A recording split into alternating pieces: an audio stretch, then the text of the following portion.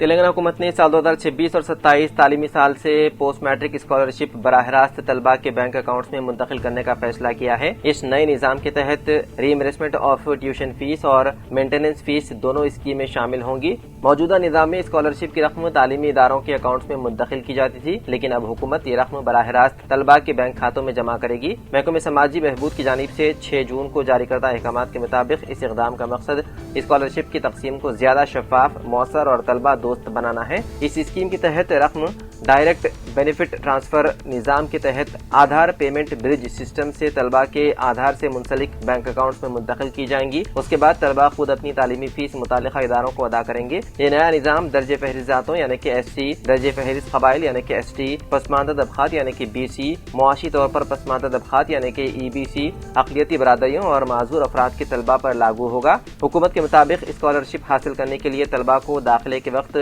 E-pass portal पर registration करना लाजमी होगा। अगरचे पोर्टल पूरे साल खुला रहेगा, ताहम हर तालीमी साल में स्कॉलरशिप की रकम एक ही किस्त में जारी की जाएंगी। हुकाम का कहना है कि इस नए निजाम से शफाफियत में इजाफा होगा और स्कॉलरशिप की रकम बर वक्त तलबा तक पहुंच सकेगी, जिससे हजारों तलबा को फायदा होगा।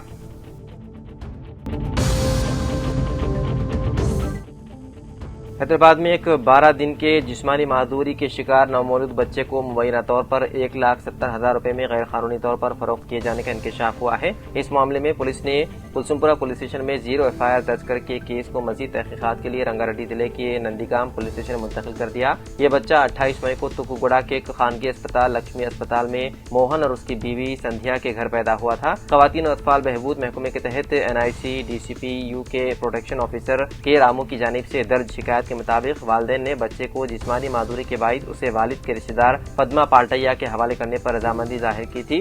बाददा पद्मा पाल्टैया और जियागुड़ा की रिहायशी पोता राजू सुरेश ने मुबैना तौर पर दलाल का किरदार अदा करते हुए बच्चे को मधुसूदन और मीना नामी जोड़े के हवाले करने का इंतजाम किया, जो गुज़िश्ता 18 बरसों से औलाद की ख्वाहिशमंद थे। ये लेन देन रंगारेड्डी जिले के कोतूर मंडल में वाक़े JP दरगाह के करीब अंजाम दिया गया, जहाँ मधुसूदन और मीना ने सुरेश की मौजूदगी में पद्मा को 1,70,000 रुपए अदा किए। इस पूरे अमल में कानूनी गोद लेने के किसी ज़ाब्ते पर अमल नहीं किया गया। मामला उस वक्त सामने आया जब महकमे बहबूद अतफाल को इस गैर कानूनी लेन देन से मुतालिक मुसद्दिक़ा इत्तला मिली, जिसके बाद तहकीकात शुरू की गई। बाददा बच्चे को चाइल्ड वेलफेयर कमेटी हैदराबाद के रूबरू पेश किया गया, जिसने बच्चे को अंबरपेट के मधुरानगर मेट्रो स्टेशन के करीब वाक़े शिशु विहार में निगहदाश्त और तहफ़्फ़ुज़ के लिए रखने का हुक्म दिया। पुलिस ने इस सिलसिले में जुवेनाइल जस्टिस एक्ट की दफ़ा 80 और 81 के तहत मुकदमा दर्ज करते हुए मज़ीद तहकीकात शुरू कर दी।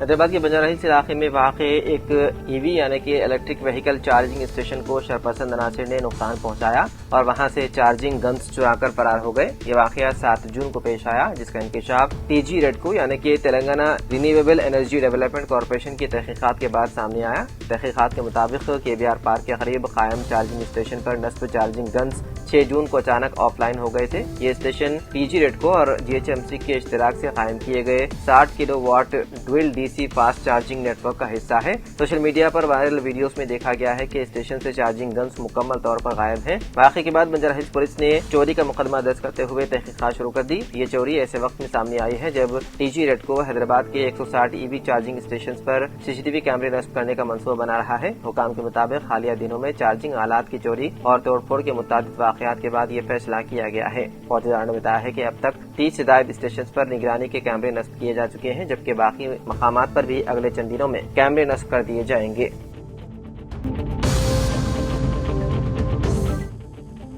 संगारेड्डी के एक 26 साल नौजवान को जाली नंबर प्लेट इस्तेमाल करने के इल्जाम में मंगल के रोज गिरफ्तार कर लिया गया। पुलिस के मुताबिक मुलजिम की शनाख्त P अरुण गौड़ के तौर पर हुई है, जो अपनी गाड़ी पर जाली रजिस्ट्रेशन नंबर इस्तेमाल कर रहा था ताकि ट्रैफिक चालान से बच सके। इस जालसाजी के बाइस ईदी बाजार के रिहायशी आसिफ खान को गलत तौर पर ट्रैफिक चालान जारी हो गया, क्योंकि उनकी सुजुकी बर्गमैन स्कूटर का असल रजिस्ट्रेशन नंबर भी यही था। आसिफ खान की शिकायत पर संगारेड्डी पुलिस ने मुकदमा दर्ज करते हुए तहकीकात शुरू कर दी। पुलिस ने अरुण गौड़ के खिलाफ धोखाधड़ी और बेईमानी का मुकदमा दर्ज कर लिया, जबकि मोटर व्हीकल एक्ट की दफा 192 के तहत बगैर दुरुस्त रजिस्ट्रेशन के गाड़ी इस्तेमाल करने का भी केस शामिल किया गया। हुकाम ने बताया है कि जाली नंबर प्लेट्स के इस्तेमाल के खिलाफ खुसूसी निगरानी जारी है और ऐसे मामलात में सख्त कानूनी कार्रवाई की जाएगी।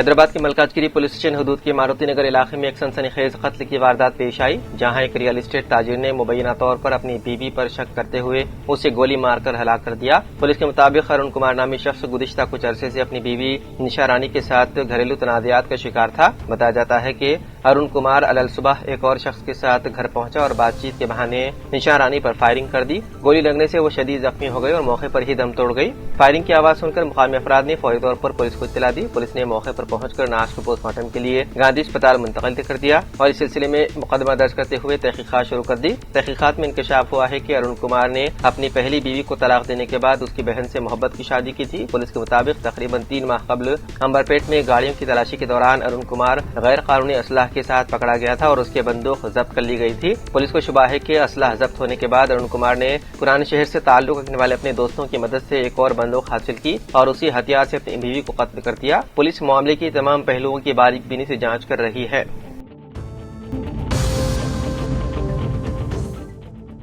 آسام کے ضلع گوالپاڑا کے کرشنائی گاؤں میں ایک سرکاری ہائر سیکنڈری اسکول میں مبینہ طور پر بیف بریانی لانے کے معاملے نے تنازعہ کھڑا کر دیا۔ پولیس نے ایک مسلم خاتون نور شاہدہ بیگم کو گرفتار کیا جبکہ ان کے نابالغ بیٹے کو حراست میں لے لیا۔ پولیس کے مطابق 9ویں جماعت کے ایک طالب علم نے جمعے کے روز اپنے ٹفن میں بیف بریانی لا کر مبینہ طور پر 2 ہندو ہم جماعتوں کو کھانے کی پیشکش کی تھی۔ شکایت کے بعد پولیس نے خاتون اور ان کے بیٹے کے خلاف مذہبی جذبات مجروح کرنے، مجرمانہ سازش اور دیگر متعلقہ دفعات کے تحت مقدمہ درج کر لیا۔ وہیں دوسری جانب زیر تفتیش ایک طالب علم کے والد نے الزام کی تردید کرتے ہوئے کہا کہ کسی کو زبردستی بیف کھلانے کی کوشش نہیں کی گئی۔ ان کے مطابق ہندو طلبہ نے خود کھانے کے بارے میں پوچھا تھا اور انہیں صرف چاول پیش کیے گئے تھے، گوشت نہیں۔ واقعہ سامنے آنے کے بعد علاقے میں کشیدگی پھیل گئی، جس کے پیش نظر ضلعی انتظامیہ اور سینئر پولیس حکام نے اسکول کا دورہ کیا۔ اسکول انتظامیہ بھی مبینہ طور پر واقعے میں شامل 5 مسلم طلبہ کے خلاف تعدیبی کارروائی بشمول اخراج پر غور کر رہی ہے۔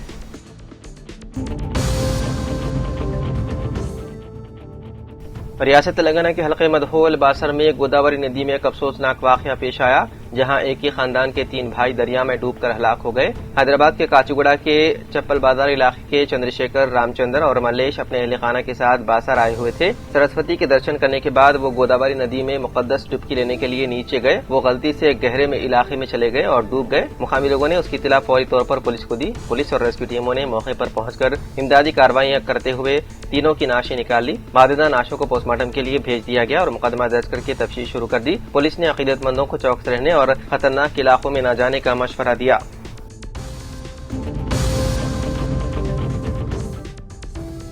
تلنگانہ حج کمیٹی سے فریض حج کی تکمیل کے بعد حجاج کرام کی واپسی کا 12 جون سے آغاز ہوگا۔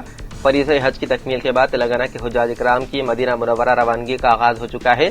مدینہ منورہ میں 7 دن قیام کے بعد حجاج کرام حیدرآباد واپس ہوں گے۔ صدر نشین تلنگانہ حج کمیٹی مولانا سید غلام افضل بیابانی خسرو پاشا نے شمس آباد انٹرنیشنل ایئرپورٹ پر حجاج کرام کی واپسی کے موقع پر مؤثر انتظامات کا جائزہ لیا۔ انہوں نے GMR اور دیگر سرکاری اداروں کے عہدیداروں کو حجاج کرام کی واپسی کے موقع پر بہتر سہولتوں کی فراہمی اور ضروری امور کی عاجلانہ تکمیل کی ہدایت دی۔ حجاج کرام کا پہلا قافلہ 12 جون کی صبح 6 بجے حیدرآباد پہنچے گا۔ دوسرا قافلہ اسی دن دوپہر 3:15 بجے شمس آباد انٹرنیشنل ایئرپورٹ پر پہنچے گا۔ جملہ 23 قافلوں کے ذریعے حجاج کرام کی واپسی عمل میں آئے گی اور آخری قافلہ 23 جون کی رات دیر گئے 1 بجے حیدرآباد پہنچے گا۔ ریاست کے سرکاری و خانگی انجینئرنگ کالجز میں بی ٹیک نشستوں پر داخلوں کے لیے ایبسیٹ کاؤنسلنگ کا شیڈول جاری کر دیا گیا ہے۔ ریاستی کونسل آف ہائر ایجوکیشن کے دفتر میں کنوینر پروفیسر وی بالکرشنا ریڈی اور کمشنر ٹیکنیکل ایجوکیشن سری دیو سینا کی صدارت میں منعقدہ میٹنگ میں اس شیڈول کو منظوری دی گئی۔ اس بار بھی کاؤنسلنگ کا عمل 3 مرحلوں میں مکمل کیا جائے گا، جو 19 جون سے شروع ہو کر اگست کے وسط تک چلے گا۔ پہلے مرحلے میں ویب آپشن 25 جون سے 1 جولائی تک دیے جا سکیں گے، جبکہ پہلے مرحلے کی نشستیں مختص کرنے کا عمل 10 جولائی تک مکمل ہوگا۔ دوسرا مرحلہ 17 سے 28 جولائی تک چلے گا۔ نشستوں کی الاٹمنٹ کے بعد طلبہ کو الاٹ کردہ کالج میں خود جا کر رپورٹ کرنا ہوگا۔ 13 جولائی سے 17 اگست تک کاؤنسلنگ کا آخری مرحلہ منعقد کیا جائے گا۔ کالجز میں اندرونی شاخوں کی تبدیلی کا عمل 12 سے 17 اگست تک جاری رہے گا، جبکہ اسپاٹ ایڈمیشن کے لیے رہنمائانہ خطوط 16 اگست کو ویب سائٹ پر جاری کی جائے گی۔ انجینئرنگ کا نیا تعلیمی سیشن 1 اگست سے شروع ہو جائے گا۔ ماضی میں کنوینر کوٹے کے 2 راؤنڈز مکمل ہونے کے بعد مینجمنٹ کوٹے کی نشستوں کے لیے نوٹیفکیشن جاری ہوتا تھا، جس سے طلبہ کی جانب سے نشستیں منسوخ کروانے کے باعث کئی انتظامی مسائل پیدا ہوتے تھے۔ اس مرتبہ ان مسائل کے حل کے لیے کاؤنسلنگ کے ساتھ ہی بی کیٹیگری کی نشستوں کو بھی پر کرنے کی اجازت دی جائے گی۔